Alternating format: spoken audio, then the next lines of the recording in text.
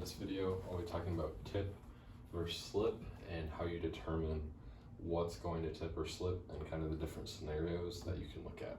So if you were given a problem like this with two boxes or kind of any generic problem and it asks you to look at tip versus slip or not, the equation for static friction is the coefficient of static friction times the normal force. So you're going to take the weight in most cases, otherwise it's the normal force, which is always perpendicular to the surface. And then you're going to take the coefficient of static friction, which in this I've shown is 0.35 or 0.65. That's the equation you're going to need. And that will help you determine if it will slip. Okay?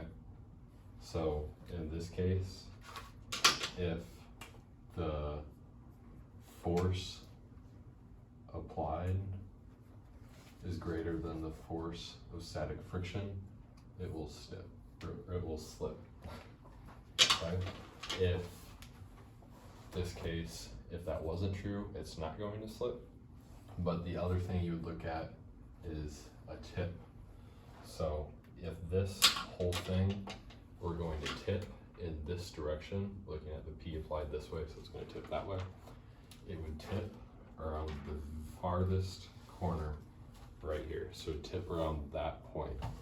And you'd have to look at what force, and you're looking at moments because it would flip or tip or rotate.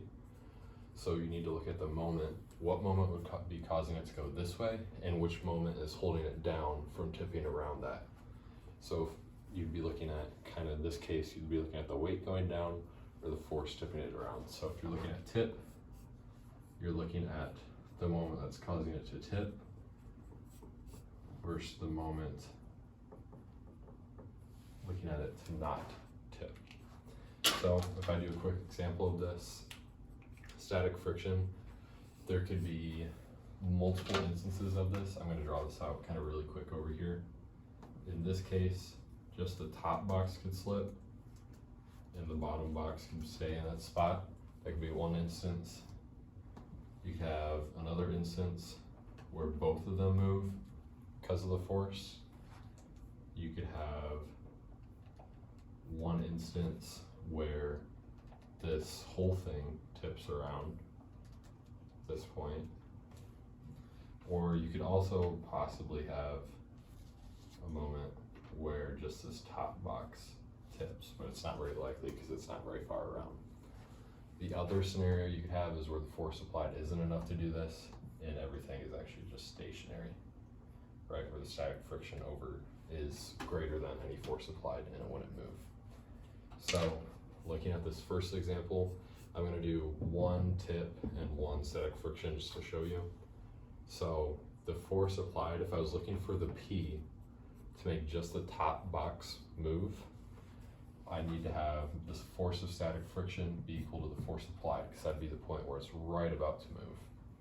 So I take the 150 is the weight pushing down, which is also going to be equal to the normal force, right? If my weight is 150, this is also pushing up on 150, equal and opposite. And then I'd have the coefficient of static friction. So my static friction force is 0.65 times the normal force of 150. Take that, I believe it's a 95, somewhere around there, somewhere around 90. My calculator right now. Then we would solve for that, and that would be the force to make that move. The other one that we could look at is if this were going to rotate around it. In this case, maybe I'll look at this one. This would probably be the most common to happen.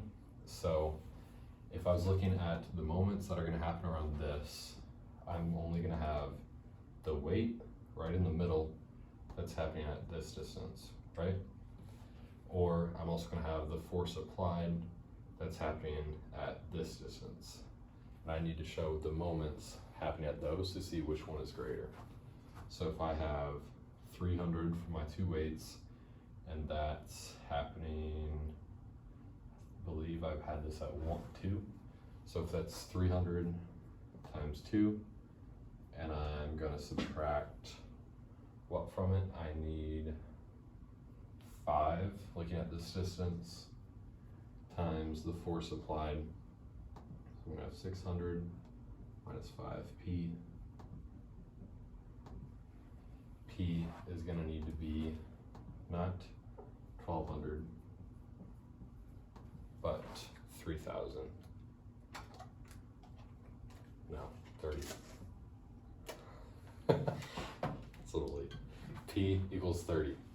So that would be the instance where this moment causing it to stay still is equal to the moment that's going to be causing it to tip around this axis. And that's what we need to be looking at for tip.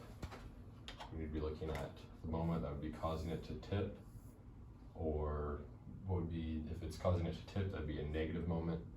If it's causing it to stay still, that'd be a positive moment, just where the force is applied in this instance. And we also need to find if it's staying still using the static friction force.